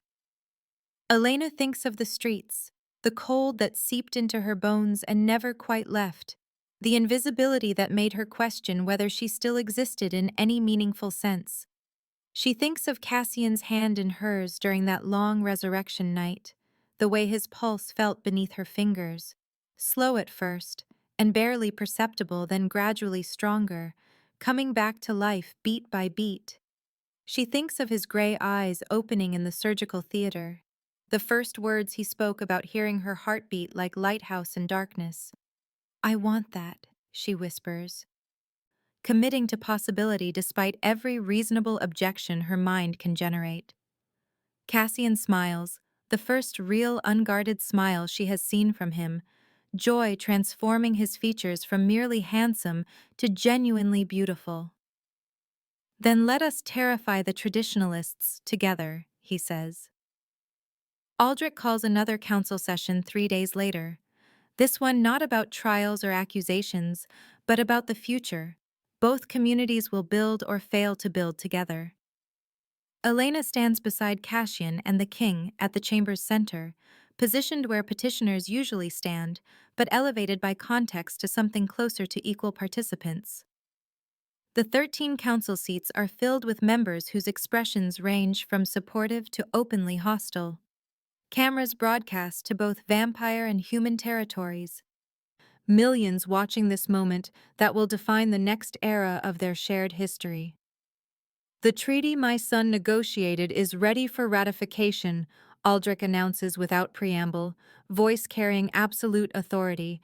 It includes provisions for interspecies, marriage with legal protections, shared governance councils with equal representation, and mutual protection laws that bind both communities to defend each other. In light of Councillor Thane's attack and subsequent trial, The council has voted to ratify it immediately, rather than waiting for the originally scheduled vote next month. 8 votes in favor, 5 opposed.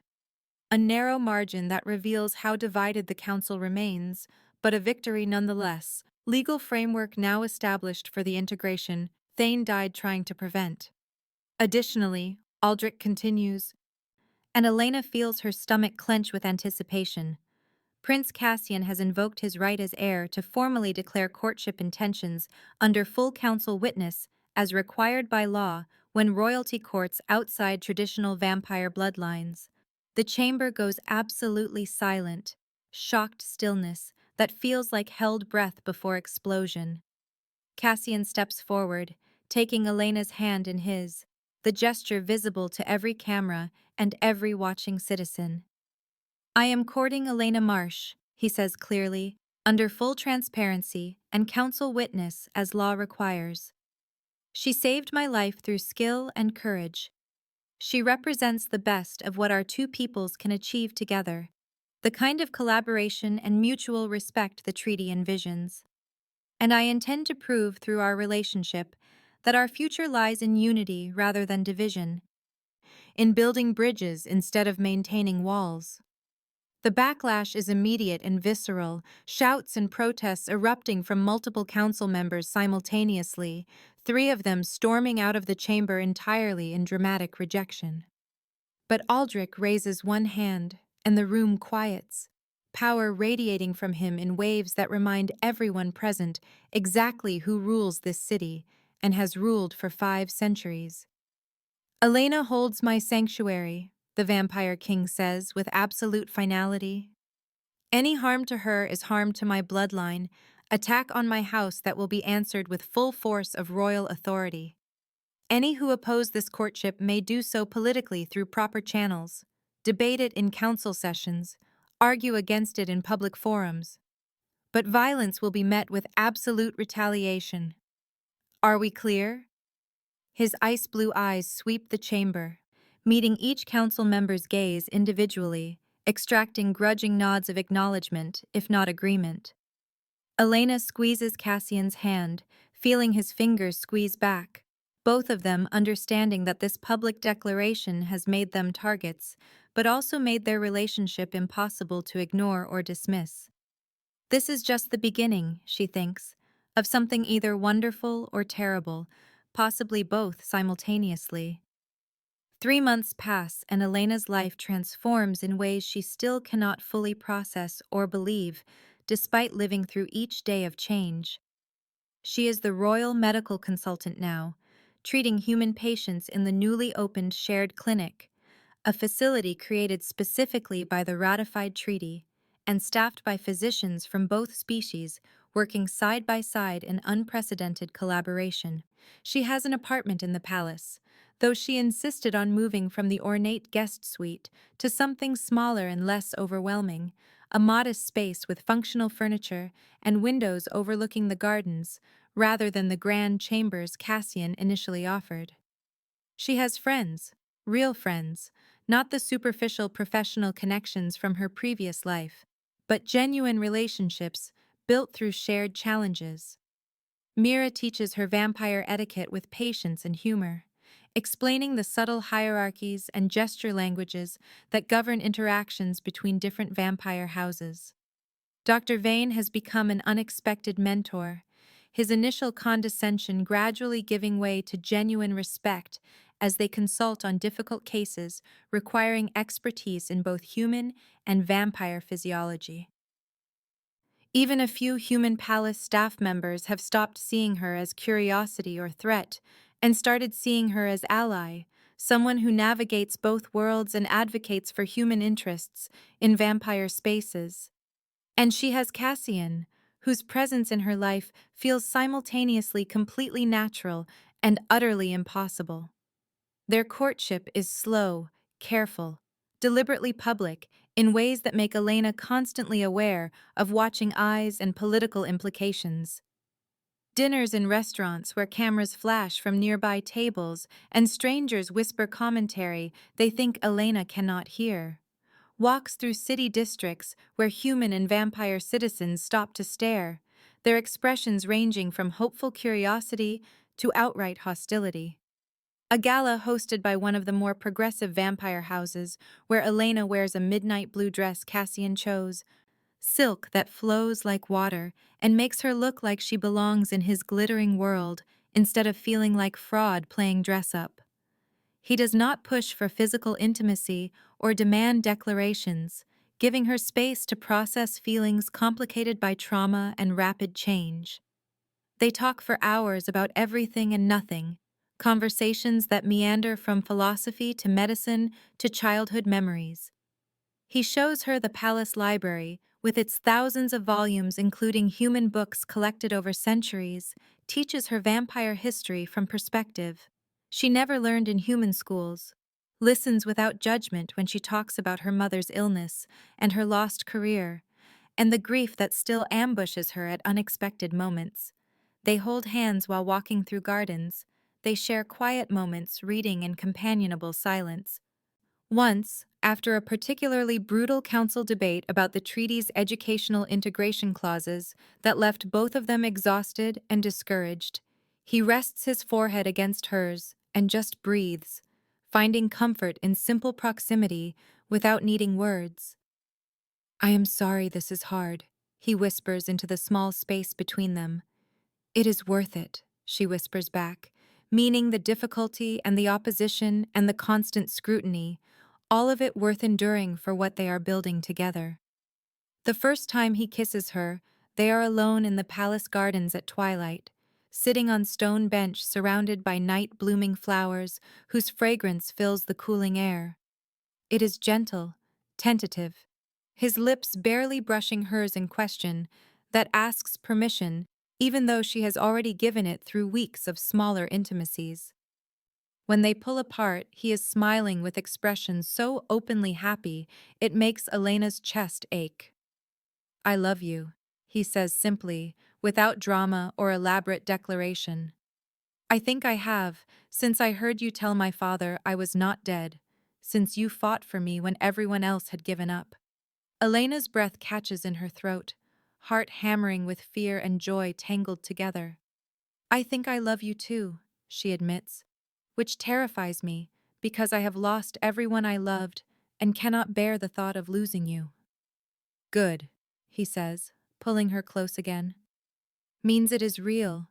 Not just political convenience or trauma bonding, but actual emotion worth the risk. But not everyone is celebrating their relationship or the changes it represents. The human resistance movement, small and fractured but increasingly loud, holds protests outside the palace nearly every week. Signs reading "Vampires do not love they possess," and "Elena Marsh is a traitor," and "Human women are not vampire property" wave above crowds, whose anger Elena understands even as it wounds her. A few vampire extremist groups join the human protesters, unlikely allies united by hatred of the treaty and everything it represents, by shared conviction that species integration will destroy both communities. One night, someone throws a brick through the shared clinic window, shattering glass across the reception area, where patients sit just hours earlier. Attached to the brick with wire is a note scrawled in angry letters. "You will die screaming, and he will watch," threat specific enough to be terrifying. Cassian finds Elena staring at the note with hands shaking, unable to look away from words that promise her death. He pulls her close immediately, wrapping arms around her and letting her shake against his chest. "We will increase security," he says firmly. "Move you deeper into the palace where access is more restricted. Assign personal guards." "No." Elena's voice is firmer than she feels, forcing herself to straighten and meet his eyes. "If I hide, they win. If I act afraid, every other human considering integration will be terrified into staying separate. I have to be visible, have to prove that threats will not silence me or drive me back into isolation." "Then I will be visible with you," Cassian says without hesitation. "We face this together." They hold a press conference the next day, both of them standing before cameras and reporters from human and vampire media outlets.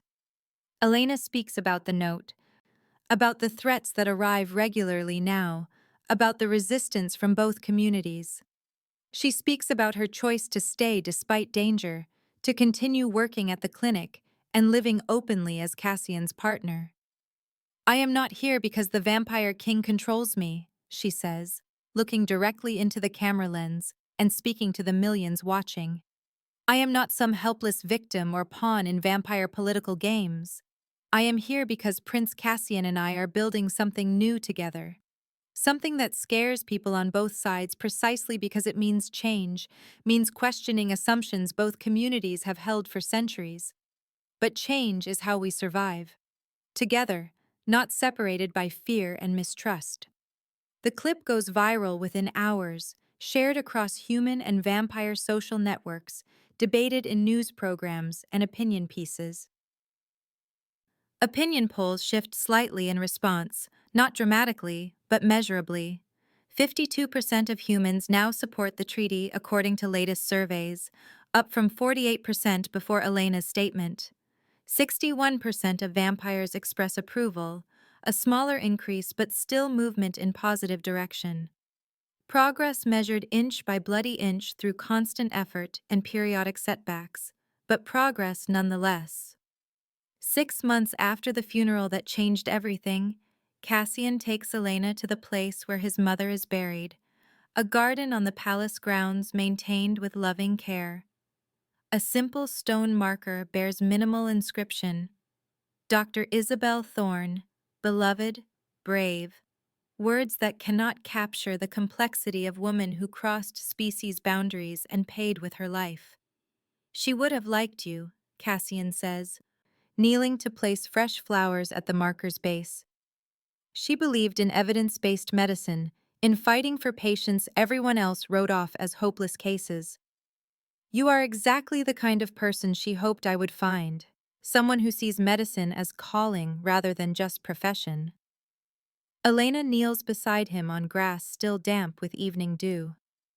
I wish I could have met her, she says honestly, wishing she could thank the woman whose choices made Cassian possible. So do I. Cassian is quiet for a long moment, fingers tracing his mother's name carved in stone. Then he turns to face Elena fully, pulling small velvet box from his jacket pocket with hands that tremble slightly. Elena Marsh, I know this is fast. I know we have only had 6 months together, and the world is watching every move we make, and there is pressure from 1,000 different directions. But I do not want to wait anymore. I do not want to wonder what we could be. I know what we are. He opens the box and inside rests a ring, silver band set with stone that shifts between red and blue, depending on angle of light, vampire and human colors merged into single gem. This was my mother's engagement ring, he explains. My father had it made when she agreed to marry him despite every law and tradition telling her not to risk it. She wore it until the day she died, bringing me into the world. And she made him promise that when I found someone who saw past what I was to who I am, I would give it to them. Tears blur Elena's vision, making the ring shimmer and multiply. Cassian continues speaking. Marry me. Not because it is politically strategic, though it will be. Not because it proves a point about integration, though it will. Marry me because I love you. Because you make me want to build a world worthy of the sacrifice my mother made. Because when I was dying in the cold, your heartbeat was the only reason I fought to come back to consciousness. Elena can barely breathe past the tightness in her chest. She thinks of the funeral, the glass coffin, the impossible choice to speak up when silence was safer and easier. She thinks of every step that brought her here, the streets and the hunger and the lost career, and the chance to matter again, to use her skills for something that transcends personal survival. Yes, she whispers, voice breaking. Yes, I will marry you. He slides the ring onto her finger with hands that shake with emotion, and they kiss in his mother's garden while the world keeps spinning, keeps judging, keeps watching their every move. And for once, Elena does not care who is watching or what they think. The wedding is held 3 months later in spring, when the city blooms with flowers and new growth emerges from winter's death. It is the first official union under the new treaty provisions, broadcast live across both territories, attended by dignitaries from every major human nation and vampire court. Elena wears white lace, simple and elegant design that cost more than she wants to think about but feels right, traditional without being ostentatious. Cassian wears traditional vampire formal attire, black tailored jacket with silver accents and a ceremonial cloak that once belonged to his grandfather, weighted with history and significance. Aldrich presides over the ceremony, speaking the old vampire marriage vows and the new human ones, blending traditions from both worlds into something neither and both simultaneously. When Cassian lifts her veil and kisses her, the crowd erupts in applause, half vampire and half human guests rising from their seats in united celebration. Not everyone is celebrating. The broadcast cameras catch protesters outside the cathedral, angry faces and warning signs predicting disaster. But inside this sacred space, in this moment, there is genuine hope. The reception lasts until dawn breaks over the city, vampire guests staying active through the night, while human guests gradually fade into exhaustion. Elena dances with Aldrich, who tells her quietly, "You gave me back my son when I thought him lost forever. I can never adequately repay that gift." "You gave me back my life," Elena replies honestly, thinking of the streets and the slow death from cold and hunger. "We are even." She dances with Dr. Vane, who has had precisely 2 glasses of wine and is almost smiling, expression softer than his usual professional mask. "I was wrong about you," he admits. "You are a decent physician. For a human. You are a decent person," Elena counters with matching tone. "For a vampire." They both laugh, the sound genuine. At midnight, Cassian pulls Elena onto the balcony away from the crowd and noise, seeking quiet moment together. The city spreads below them, lights twinkling in darkness like stars reflected in water. "Are you happy?" he asks. Question simple but weighted with real concern. Elena thinks carefully about the question. 6 months ago, she was homeless, invisible, dying slowly on the streets with no hope of recovery. Now she is a princess, a pioneer, a symbol of impossible peace between ancient enemies. "I am terrified," she says honestly. "Every day someone wants me dead. Every decision we make will be scrutinized and criticized. We are going to fail sometimes. We are going to make mistakes that hurt people despite best intentions. And I have no idea if this grand experiment in integration will actually work." "That is not an answer to my question," Cassian points out gently. Elena smiles. "Yes, I am happy. Because I would rather be terrified with you than safe and alone." He kisses her, and below the city watches their future unfold. 1 year after the wedding, Elena stands in the shared clinic, reviewing patient charts, routine tasks she performs every morning before seeing scheduled appointments. The clinic has grown substantially, now employing 15 human doctors and 10 vampire physicians, serving thousands of patients from both communities who increasingly trust the integrated care model. Interspecies medicine is becoming recognized specialty with dedicated training programs. Medical schools in both human and vampire territories are adapting curricula to include cross-species physiology and treatment protocols. A young woman enters the clinic looking nervous, visibly pregnant, hands resting protectively on her swollen belly. "Dr. Marsh," she says hesitantly, "I need help. I am human and my partner is vampire, and I do not know if the baby will survive. If I will survive, if this was a terrible mistake." "We will take care of you," Elena says gently, guiding her to exam room with reassuring hand on her shoulder.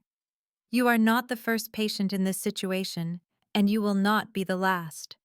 We are learning together how to support mixed heritage pregnancies safely." That night, she tells Cassian about the patient over dinner, describing the woman's fear and hope tangled together. He listens carefully, then takes her hand across the table. "My mother would be proud of you," he says.